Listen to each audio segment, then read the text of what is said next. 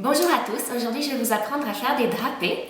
Alors pour cela on va utiliser de la gum paste. Alors faites bien attention, je vais vous parler un petit peu de la pâte tout d'abord pour que vous fassiez bien la différence avec donc, la gum paste. Regardez bien sur le pot, c'est bien marqué, et de la pâte à sucre. C'est vraiment différent et les propriétés de chaque pâte ne sont pas les mêmes. Donc je vais vous dire un petit peu ce que c'est la fameuse gum paste qu'on utilise pour obtenir des effets de pâte très fins, comme pour les effets de tissu, comme on va faire les drapés, pour les nœuds, pour les petits chaussons, pour les fleurs aussi. Regardez par exemple, celle-ci a été faite avec de la gum paste. Donc après, c'est une pâte qui durcit très rapidement et très dure. Vraiment, elle devient très dure. Donc pour recouvrir un gâteau, vous avez compris que c'est pas vraiment l'idéal.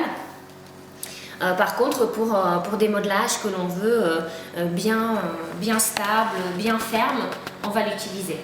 Donc, je vais vous montrer aujourd'hui comment faire les drapés. Vous pouvez aussi la mélanger un petit peu avec de la pâte à sucre pour que justement elle ne durcisse pas autant. Donc là, ce que j'ai fait, c'est que j'ai mélangé les deux pâtes, un petit peu de gum paste, un petit peu de pâte à sucre. Si vous recouvrez, juste une petite parenthèse, si vous recouvrez un gâteau avec de la gum paste, vous avez compris, en fait, elle va durcir vraiment beaucoup et du coup, vous aurez du mal à découper le gâteau. Donc, pour recouvrir un gâteau, l'idéal, c'est d'utiliser la pâte à sucre simple. Et pour les effets de tissu, les drapés, les fleurs, etc., on va utiliser la gum paste. La gum paste, c'est une pâte, vous la reconnaissez déjà au toucher. Elle est un peu plus ferme que la pâte à sucre et quand vous essayez de l'arracher comme ça, elle va s'arracher d'un coup sec. Alors que la pâte à sucre, si vous savez ce que ça fait, en fait, elle s'étire un petit peu plus. Donc on peut reconnaître si vous avez deux petites boules dans un sachet, vous savez pas si c'est de la gum paste ou de la pâte à sucre, vous essayez de l'arracher. Donc gum paste, elle contient une espèce de gomme, donc elle s'étire, elle ne s'étire pas, elle se déchire d'un coup sec, et la pâte à sucre donc qui va s'étirer. Alors maintenant on va l'étaler. La gum paste, on peut l'étaler vraiment très finement, jusqu'à l'épaisseur d'une feuille de papier. Chose qu'on ne peut pas obtenir avec la pâte à sucre, parce qu'elle va se déchirer, elle va coller, etc. Donc, on va toujours mettre un petit peu de sucre glace sur le plan de travail, comme d'habitude. On va l'étaler donc, cette gum paste. On va mettre un petit peu de sucre glace aussi par-dessus. Et je vais vous montrer comment faire les drapés. Donc, les drapés, c'est les effets tissu, on va dire, plissé, que vous retrouvez souvent sur les wedding cakes. Vous pouvez utiliser aussi sur des gâteaux de princesse, sur les robes de poupée, etc. C'est vraiment une technique qui est assez simple à faire et qui a beaucoup d'effets. Donc je remets toujours du sucre glace pour pas que ça accroche et j'étale. Donc vraiment, vous allez voir, on peut l'étaler très finement. Pour les drapés, on ne va pas aller jusqu'à l'épaisseur de la feuille de papier parce que le drapé serait trop fin, il pourrait se déchirer. Mais attention, ne l'étalez pas trop épaisse non plus parce que le drapé serait un peu trop, comment dire, un peu mastoc quoi. Pas très raffiné. Donc j'étale un peu la pâte, on va dire sur une épaisseur d'1 millimètre. Et je vais découper avec un couteau un rectangle assez long. Après ça dépend de la taille du drapé que vous souhaitez. Mais voilà, je vais faire à peu près cette taille-là juste pour vous montrer la technique.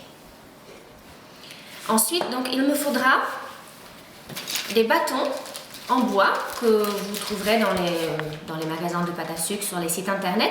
C'est ces bâtons-là dont on se sert pour la structure des pièces montées. Donc, vous les connaissez peut-être.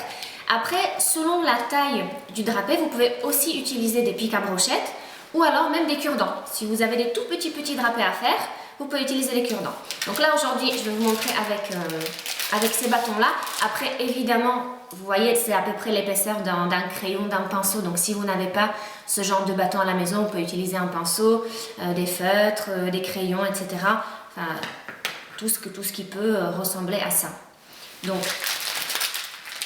je vais en mettre à peu près 4. Je vais les espacer de façon régulière sur mon plan de travail et je vais poser ma pâte dessus, comme ça. De façon un peu, voilà, je vais essayer de le faire droit. Et après, avec mes doigts, je vais juste passer tout doucement entre chaque bâton pour donner un petit peu de mouvement à la pâte. Ensuite, ce que vous pouvez faire aussi, pour être sûr que vraiment le mouvement se dessine bien, on va reprendre des bâtons et on va les poser entre entre les bâtons que j'ai déjà mis. Donc ici, je vais un peu appuyer. Voilà, donc de cette façon, je fabrique le pli sur la pâte. Voilà. Maintenant, je vais enlever les bâtons du dessus. Il faut faire attention aussi à votre pâte, s'il est un petit peu collante, évidemment vous mettez un peu de sucre glace sur la pâte directement ou même en dessous pour qu'elle n'accroche pas sur les bâtons. Maintenant ce que je vais faire, je vais attraper les deux bouts et je vais approcher les deux extrémités, comme ça. Et maintenant, je vais juste enlever mes bâtons en bois, celle qui est à l'intérieur, hop, un par un. Je vais pincer maintenant les extrémités de mon drapé. Je peux évidemment découper l'excès, parce qu'il y en a un petit peu trop ici. J'aurais pu ajouter un autre bâton sur les côtés.